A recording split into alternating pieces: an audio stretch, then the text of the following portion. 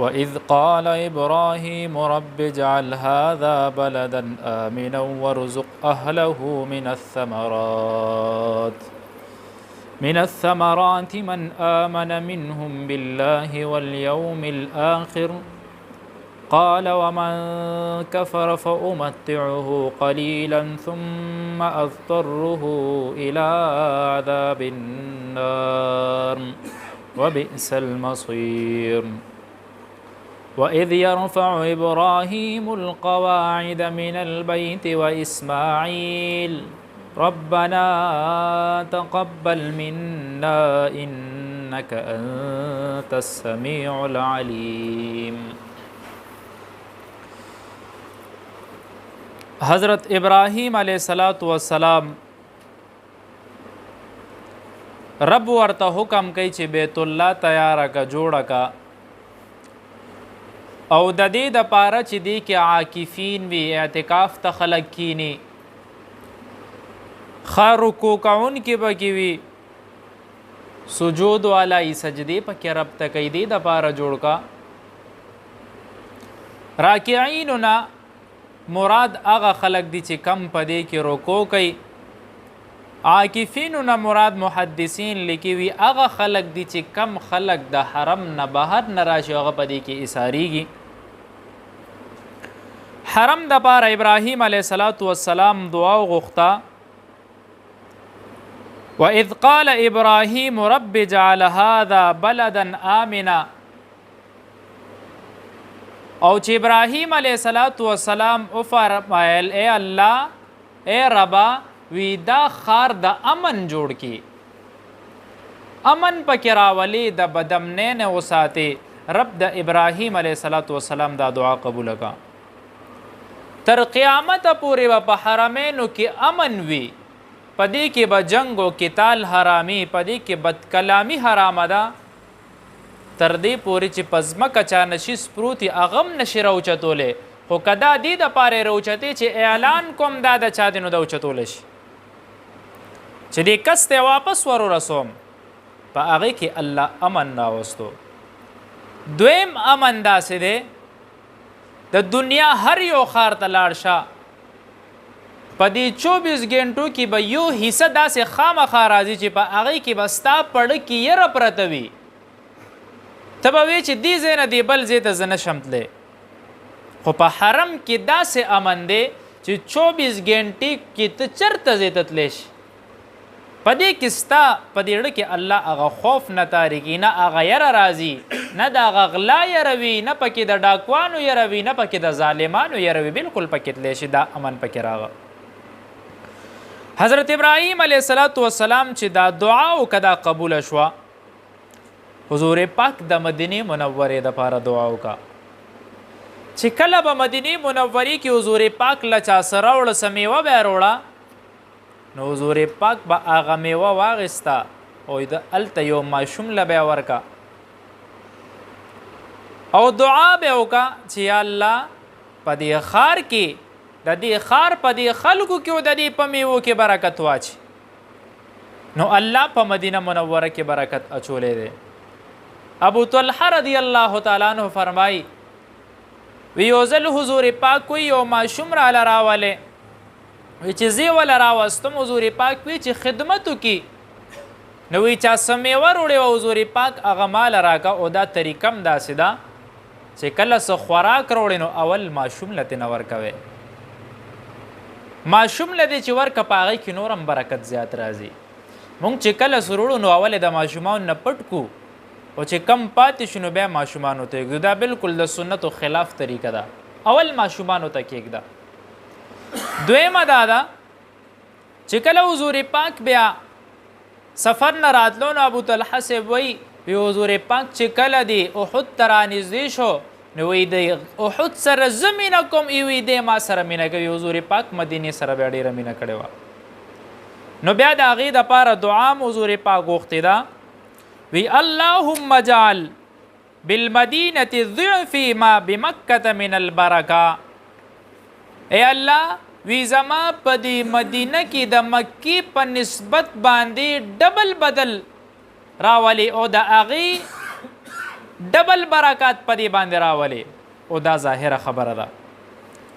مکه مکرمه ته چې لاړ شي په هغې کې اکثر ګرانی وي، شیزونه پکې ګران خرڅېږي، خوراک خو مهیا دی. یقین وکړه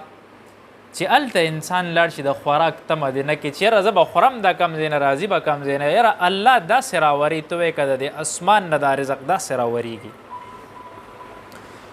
ورزق اهله من الثمرات.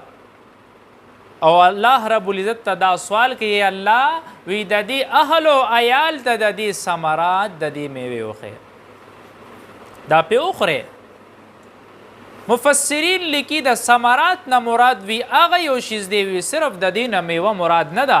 وی هغه یو شیز چې کم پیدا کیږي وی هغه ته نه مراد دی. که هغه د مشین نه جوړیږي، که هغه د ځمکې نه پیدا کیږي، د هر څه نه جوړیږي وی هغه ته نه مراد دی. او که خیال هم کړی وي نو دا ټول هر څه په مکه مکرمه او مدینه منوره کې موجود دي، هر څه پکې شته. من آمن بالله والیوم الاخر. او دا هغه چا دپاره دی چې چا په الله باندې ایمان وروړی دی او په آخرت باندې ایمان وروړی دی. ومن کفر فامتعه قلیلا. په دې کې یو نقطه علما بیانوي، ومن کفر او چې چا انکار کړی دی، کفر یې کړی دی، فامتعه قلیلا، لږه فایده به موږ هغې له هم ورکوو. حضرت ابراهیم علیه السلام رب نه سوال کوي، وی الله وی زما په بچو کې د امامت اهل والا پیدا کې. رب ورته دا نه وایي چې ټول بچي به د امامت والا وي، رب ورته فرمایي وی هغه بچي به د امامت والا وي چې کم بچي د ایمان والا دی او تقوا والا دی. خو چې کم بچي دي د ایمان او تقوا نه راغلی امامت نشته. د امامت دپاره ایمان او تقوا شرط دی، خو د رزق دپاره دا شرط نه دی. رب وی په دنیا کې د کافر له ښایسته رزق ورکوم، طالب هم در کوم. کافر له څومره بعض وخت کې فراخه رزق ورکړي، خو رب وی فامتعه قلیلا. د دې د دنیا دا فایده ده او لږه شانتې فایده ده. حدیث کې راځي حضور پاک وی الدنیا ملعون، وی دا دنیا ملعونه ده. او وی چې څه په دې کې د الله رضا نه علاوه چې کم سړی یو کار د الله رضا دپاره کوي هغه د دې لعنت نه بری شوی دی. او بل روایت کې راځي الدنیا رأس کل خطیة، وی دا دنیا د هر یو خطا یو سر دی، یو جړ ده هغې. په دنیا کې سړی هر قسمه ګناه کوي، په ګناه کې مبتلا یي، څه د وجې نه کوي. روایت کې راځي وی یو ځل حضور پاک روانو په یو ډیران باندې تله، نو صحابه و پوزې پټې کې حضور پاک ورته وایي دا څه شی دی؟ ورته وایي یا رسول الله وی دا ګندګي ده، خو ډیران دی. حضور پاک ورته وایي دې کې خلک څه کوي؟ ویره چې د چا کپړې اضافي شي دې کې وغورځئ، چا نه خوراک اضافي شي دې کې وغورځئ. حضور پاک ورته وایي دا خو د عزت ځای دی. صحابه یا رسول الله څنګه د عزت ځای دی؟ وی داسې د عزت ځای دی تاسو د کپړو دپاره شر کوئ که نه کوئ، جنگ کوئ که نه کوئ، خوراک دپاره جنګونه کوئ که نه کوئ. دروغ وایي خلک خوراک دپاره، دوکې کوي، جنګونه کوي. نو دا خو د عزت ځای شو، دې له هم عزت ورکړی. یاد وساتئ معاشره روز تر روزه په بګاړ باندې روانه ده. مخکې روز په هغه دیر کې یو حادثه شوې ده، یو جرګه ناسته ده، جرګه، او په هغې کې د ځمکې تنازع د وجې نه خلک راپاسي او په هغه ځای کې 80 کسان لګي، تر اوسه پورې 15 خو پکې مړه شو. دا د کم ځای انصاف دی؟ دومره د ضمیر مړ شوی دی، پته نشته څومره بچي به د یتیمانان کړي، څومره ښځې به د کونډې کړي او څومره میندې به د جړولي، تاکې دومره احساس نه و. یقینو که د یو انسان قتل داسې دی، حضور پاک وی که د یو انسان په قتل کې ځمکو او اسمانونو والا ټول ملو شو، وی رب وی ټول به جهنم ته اچوم د دې یو قتل په بدل کې. خالدن مخلدن فیها، دا کس به په دې کې همیشه وي. او چې کم سړی قصدن قتل وکړي، شریعت د دې حکم څه کوي؟ وی په ده باندې دیت نشته دی، وی په ده باندې توبه ده، توبه چې الله ته متوجه شه، ورثاونه یې معافي وغواړه. او چې خطان قتل دی که په تا باندې دیت دی، خطا نه ده نه ولګېدو بیا 4 اوښان ورکه، قصدن قتل دومره لوی جرم دی چې په دنیا کې د هغې تلافي نشته او ته راځې ټوپک راخلې څومره خلک دې روان که دومره ظلم څوک کوي یاد ساته الظلم ظلمات یوم القیامه حضور پاک وی دا ظالم دی به د قیامت په ورځ په تکو تورو تیارو کې وی موږ د تیارو نه څومره یریږو په دې قبرستانونو څوک نشي راتېری دی لږه تیاره شوي ساه مې ډوبېږي د دې دنیا لږ لذت دپاره او د معمولي ځمکو دپاره دا څوک ځمکې چا په سر باندې وړی دی هر سړی وایي زما دومره ځمکه هغه د ځمکه په خپل ځای باندې برقراره وي ولاړ چې څومره خلک ځوانان پکې یوسي دا ظلمونه مه کوئ ځان کې لږ شعور پیدا کړئ یقین وکړه چې د مکې مشرکین د خلکو شاته پریښي دي که هغې ظلم کړی دی داسې به یې نه کړی چې په یو مجلس کې ته 80 کسان ولې په یو معمولي ټوټه په یو معمولي ځمکه باندې دا د دنیا هغه حرس لالچ دی د دې نه ځان وساتئ د حلال رزق طلب کوئ ورزق اهله من الثمرات دې کې یو بله نکته ده ابراهیم علیه السلام چې دا دعا غوښتې ده دا یې نه دی ویلي چې یا الله په دې حرم کې ته دا رزق را پیدا کې ورزق اهله من الثمرات کې دا یو خبره ده الله چې په دنیا کې کم ځای کې رزق وي هغه رزق راوړي د مکې ته هغه رزق راوړي مدینې منورې ته که خیال هم کړی وي مکه مکرمه خو بالکل داسې د غرونو په منځ کې شاړ شبړ ځای و هغه وخت کې چا په سوچ کې هم نه وه حضرت ابراهیم علیه السلام سفر کې د هغه شام نه راځي او ښایسته سرسبز و شادابه ځمکه پرېږدي دې ځای ته راځي ولې د رب حکم دی بیا چې کله دعا کوي یو اسرائیلي روایت کې دا راځي وی چې الله تعالی طائف چې کومه ځمکه ده اوس په مکه کې شامل ده وی دا د شام د ځمکې یو ځای و وی هغه د الله په حکم باندې حضرت جبرائیل علیه السلام دلته راوړه هلته کې عجیبه میوې کې د الله به دلته رالیږلې به ټولې مکې ته راتلې تاسو چې مکې مکرمې ته لاړ شئ یقین وکړه ته به وایې چې د دې رزق باران هلته راورېږي داسې خوراکونه انسان ته میلاویږي دا زمونږ خلک دیم بس الله دې معافي وکړي دا بعضې تش خوراکونو ته پراته چې هلته لاړ شي نو هلته به د عبادت وخي او دی به هلته هغه سبیلونو ته ولاړي او په خوراکونو به یې جنګونه شروع کړي او دا بعضې خو پکې دومره حرس کوي چې هغه څه وریجې وغیره ورته میلو شي په هغې کې چې د غوښه وي څه شی وي هغه به ترې وخوري دومره اسراف کوونکي دي نورې وریجې به ډسبین کې لړه کړي دومره اسراف کوي نو دا شیزونه نه دي پکار چې الله درته د حرمینو تګ نصیب کی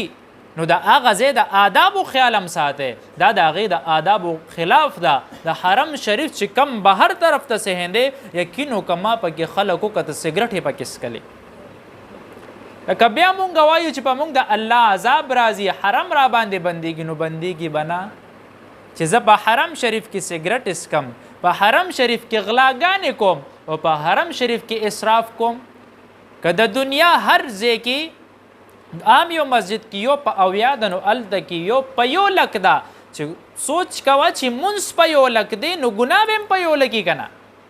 عذاب به هم دا شانتې وي نو حضرت ابراهیم علیه السلام چې دعا غوښته نو د دعا یو مقصد هم ده او دی نه وي چې الله وی زما بچی دلته کاشکاري ونه کي دا مقصد نه و چې زما بچی دې لګي دلته د کار کروندې کې په ځمکه کې نه حرم څه دپاره جوړېږي 2 شیزونو دپاره جوړېږي یو دا ده چې خلک دې له حج دپاره راځي دویمه خبره دا ده چې په دې کې خلک مونځ کوي د حج د حرم مقصد عمدکه 2 خبرې دي او هغه الله آباد که تش د دې دپاره خلک راځي او د دنیا کومه یو میوه ده چې تا ته ستا په دې ملک کېږي تا ته به نه میلاویږي او حرم کې به درته میلاویږي دا د الله لوی کرم دی د یو طواف اجر په روایت کې راځي وی چې کله یو سړی یو طواف وکړي وی دا 9 چکرونه صحیح ولګوي نو وی دته دومره اجر میلاویږي چې د یو غلام آزاد که او وی په یو قدم باندې چې دی د طواف کې قدمونه لګوي وی یو ګناه معاف کېږي یو نیکي میلاویږي دته حضرت هاجره رضی الله تعالی عنها چې کله حضرت ابراهیم علیه السلام دلته پرېښو هغه ترې روان شه دومره ستړی شو چې د اوبو ضرورت شو ورته نو دا به په یو غر باندې تله صفا نه مروه ته مروه نه صفا ته اخره کې دی اواز واورېدو چې څه اواز دی چې اواز یې واورېد راغه ویې کته دلته کې حضرت جبرائیل علیه صلات وسلام ولاړ دی او ورته ته څوک یې او ورته وی زه خو د دې بچي مور یم ورته وی ستا خاون خو تا نه تلی دی تا ته پته د څه له تلی دی وی او هغه الله لیږلی دی او وی مونږ یې د الله په حکم دلته پرېښی یو نو حضرت جبرائیل علیه صلات وسلام ورته وی زه چې د الله په حکم تلی دی وی تاسو له هم الله کافي دی او وی څه ضرورت دی وی بچی مې د لوږې مري او د اوبو ضرورت دی وی حضرت جبرائیل علیه صلات وسلام هلته خپه وی الله زمزم راوکاږي زمزم روانیږي هغه ته خپله مشکیزه ډکوي په خپله مسکي او بند ورته وتړلو د شګې د خاورې یا د شګې نو حضور پاک وی الله دې د اسماعیل علیه صلات وسلام په مور باندې رحم وکړي وی که چېرته دې ته دا بند نه و لګولی وی دې نه به اوس یو دریا جوړوه دا زمزم به روانو نو چې کله دا حالاتو که ته د هر څه برابر شي جبرائیل امین لاړه نو په دې وخت کې یو قبیله دا قبیله جرهم دا قبیله به په دې لارو باندې تېرېده دا حرم چې دا په غرونو کې دننه پټو دا اوس خو دې دا غرونه ډېر روان کړي دي نو هغې وی مونږ وکته یو آبي د اوبو یو مارغه مو وکته وی هغه اوبو مارغه دلته راکوشو نو مونږ وی دلته کې خو مونږ ډېر سفر کړی دی چېرته د اوبو مارغه هم نه دی کتلی نو چې وی کته د اوبو مارغه ځکه یو کس یې راولېږل هغه وی هلته خو اوبه راوتې دي نو ټوله قبیله دلته راغه او ورته وی مونږ به دلته نه د اوبه واخلو او ورته وی بلکل اوبه واخلی خو وی د دې ملکیت به زمایي رو الله هغه آبادۍ راوستو کم ځای ته لاړه ابا محترمو ورزق اهله من الثمرات د دې نه یو بله خبره معلومیږي ګورئ چې د حلال رزق طلب کوئ حلال د حرامو نه ځان ساتئ د حلال رزق برکات څه ډېر زیات عجیبه دي هغې سره انسان ته ذهني سکون ملاویږي او حرام به ډېر زیاتی خو سکون به دې نه وي پریشانۍ به دې ډېرې زیاتې وي الله تعالی د ابراهیم علیه صلات وسلام دا دعا قبوله کړې ده او د فراخ رزق دپاره یو صحابي راځي حضور پاک ته وی یا رسول الله وی ډېر غمونو والی یم او ډېر قرضدار یم دا ابو داود شریف د کتاب الصلات آخرنی حدیث دی بیا دې نه پس د کتاب الزکات شروع کیږي حضور پاک ورته وی دعا غواړه اللهم انی اعوذ بک من الهم والحزن والعجز والکسل واعوذ بک من غلبة الدین وقهر الرجال وی دا دعا غواړه کم سړی چې سحر او د ماسخوتن لس پیره دا وی نو مالامال بشي مالامال فراخی به راځي یا یو آیات ته د سورت شورا 19 نمبر آیات ته الله لطیف بعباده یرزق من یشاء وهو القوی العزیز کم سړی چې سحر منځ کې د قبلې طرف ته مخ په خپل حالت کې کینی او یا پیره دا آیات وی دمره مال به ورکړي چې دی به ختمولی نشي د حلال رزق طلب کوئ د حرامو د نحوست نه ځان ساتئ هغې ته نږدې کېږئ اما ثم استره الى عذاب النار رب وی د مشرکین او کافران له خو به زه لږه فایده په دنیا کې ورکم چې دا مال مې وله ورکړی دی وی بیا به دې زه راټینګوم هغه عذاب طرف ته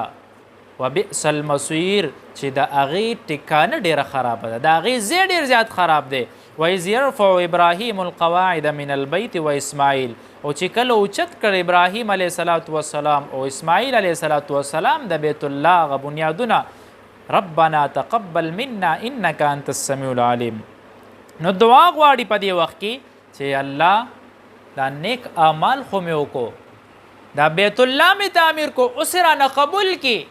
ستا رضا دپاره مې وکړو په دې کې مونږ دپاره یو سبق ملاویږي مونږ چې کله عبادت وکړو اعمال وکړو نو مونږ په هغې باندې غاوره شو یو سړی به ټول عمر نیک اعمال کوي اخره کې به د خولې نه داسې څه خبر وځي چې هغه ټول اعمال به ځان له وسوځوي چېره دا پلانې خو ډېر سپک دی د ده نه خو زه ښه یم یاره سپینه جامه مې ده عبادت ګزاره یم او دا بل څه ذلیله سړی دی دی خو مونځ نه کوي او دس نه کوي عبادت نه کوي نو هغه انسان کې خپل هغه انانیت راشي نو رب دنه هغه قبولیت اوچت کی چې کلم نیک اعمالو کې الله نه سوال کوا ربنا تقبل منا ای الله د عبادت مې وکړو الله ما به مغاوره کې تیرا نه قبول کی الله ته جاړه سپته لګي په روایت کې راځي وی یو کس به وی ټول عمر به نیک اعمال وکي وی د او جنت په منځ کې به یو لیش فاصله وي وی قریبی ده چې دې مړ شي ډایرکټ به جنت ته داخل شي فیسبق علیه الکتاب فیدخل علیه النار وی دا پاړه به د زندګۍ داسې واوړي وی چې الله په جهنم ته داخل کی الله ته مونږ ټول ساتي چې ټول عمر داسې اعمال کو هغه اعمال هم زمونږ څنګه کچرته معامله چا سره کو اول نم پړ کې دوکه پرته کمونس کو نو په جمعات کې مړه تنګيږي دا سیمونس کو چې بس په ما باندې یو لوی غر پروت ته بس زر کوو بس تخته دا زمونږه هغه مونځي قرآن صرف رمضانیان یو په رمضان المبارک کې قرآن مجید رالو په دې اکثریت په دې رمضان مبارک کې دا خلک دعوتونه کوي مونږ لم څوک روزې ماته وکړي چې دلته راشه هلته راشه د خلکو مینې نو عالم وی مال چا دعوت کو په علاقه کې یو کس و نو هغه هر چا به تې ټیم اخیستو چې پلانر ورځې له به مونږ له راشي ډینګ له به مونږ له راشي نو دې کس وی چې دا مولانا صاحب خو مونږه راوغوښتو چې مولانا صاحب ورغو افطاري وکړه راووتو په سبا ښځه خاوند ته وایي چې دلته خو ماشومان هم مونږ نه دي پرېښي نور څوک نه دي راغلی صرف استاد جي راغلی دی او په دې بیټک کې زما پیسې پرتې وي اوس نشته استاد جي جوړ پیسې اوچتې کړې دي یاره هغه سړي وي واقعي څوک نه دي راغلي ټول بیټک کې ورپسې وکتو پیسې نشته څو وخت پس بیا د دې کس دی عالم سره تعلق ورو ورو کمیږي سلام پرېږدي کلام پرېږدي اخره کې تر ورو وروسته شو او مولانا صاحب هم وایي چې یاره زه خو اوسګار نه وم چې دنه مې تپوس وکړو خو محسوس کړې وه بل کال چې راغو خلکو دعوت کولو نو د کې بیا هغه دغه راغه یاره چې بس دی استاز هم دی معاف به کو ښځې ته وایي دعوت به ولې وکړو ټول خلک وله کې مونږ به هم راوغواړو چې راویې غوښتو دعوت یې وله ورکه ورته وایي وي استاد جي وي روټۍ له راشه روجې ماتې هم دله کړی دی چې کله هغه لاړه هلته او ورته وایي یاره دې کال کې مې ته کتې زه خوزګار نه وم چې تا نه مې تپوس کړو ورو ورو لرې کېدې سلام کلام دې هم پرېښی او ورته استاد جي خبره خو د کولو نه وه خو اوس درته کوم ځکه چې تا خبره را سره وکړه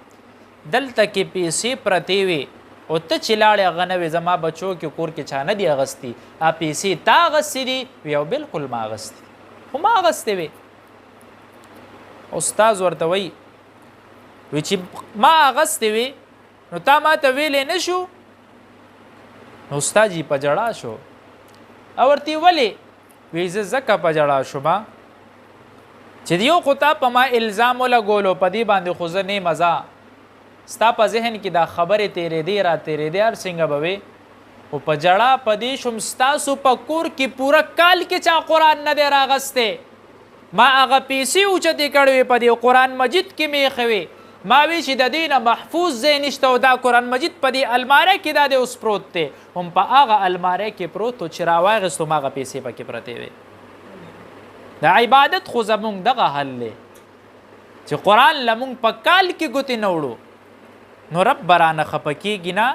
نو بیا رب نه سوال کوئ ربنا تقبل منا انک انت السمیع العلیم الله ته اوریدونکی او ته پوهه ذاتې چې کم یو عبادتو کې حضرت عمر رضی الله تعالی عنہ حالت وفات کې دی چې کله وفات کېږي په دې وخت کې عبدالله ابن عباس صاحب راځي وی نن د هغه سړي مرګ دی د هغه سړي شهادت دی چې کم سړی حضور پاک په دعا کې غوښتی دی د هغه سړي مرګ دی وی چې کم سړی اسلام راتلو سره اسلام ته تقویت ملاویږي او د هغه سړي شهادت دی وی 22 لاک مربع میل باندې هغه حکومت کړی دی او د عدل د انصاف یو قانون تیار کړی دی حضرت عمر صاحب ورته وی ای عبدالله وی زړه ورکوه مې ما وی څه پته لګي رب ته مخې ته شم او وی رب راته وی چې ای عمره چې تاله دا دین ما په دې اړه کې نه وی اچولې، تا ته د اسلام ما نه وی درکړې، تا به څه کړی وی؟ که ته جومات ته تلې ستا په دې خپو کې ما طاقت نه وی اچولې، تا به څه کړی وی؟ او تاله ما داسې حافظه نه وی درکړې او داسې کلام مې درله نه وی در نصیب کړی چې ته د عدل او د انصاف په تخت باندې ناست تا به څه کړی وی؟ وی ما مزړه ورکوه او ی الله وی دا مات ګډ اعمال می دا قبول کا. دا هغه خلکو چې د هغې نوم تر اوسه پورې په دنیا کې خلک اخلي او د هغې د نوم نه خلک یو لذت محسوسوي چې کله م عبادت وکې هغه ویره کېږه پې ما الله ته کښېنه دعا غواړه. یقینو کې موږ دعا نه غواړو ځکه پریشانه یو،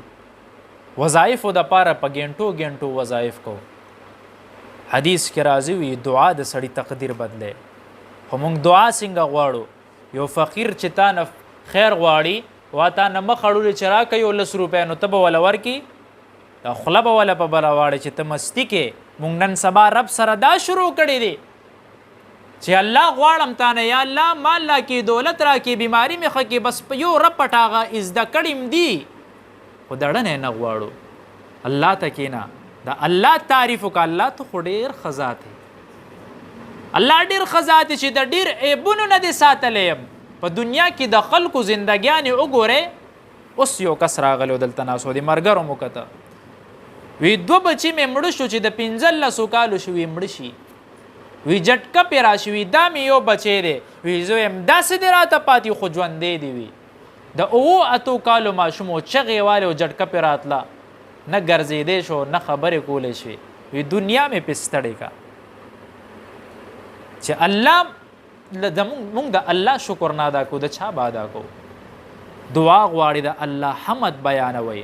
بیا د حضور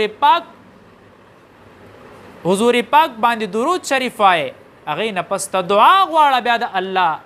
تعریف کوه، د هغې نه پس ته درود شریف وایئ. ته ګوره دعا دې قبلیږي که نه؟ ربنا تقبل منا انک انت السمیع العلیم. ای الله زما نه دا قبول کړي ځکه چې ته اورېدونکی او پوهه ذات یې. واخر دعوانا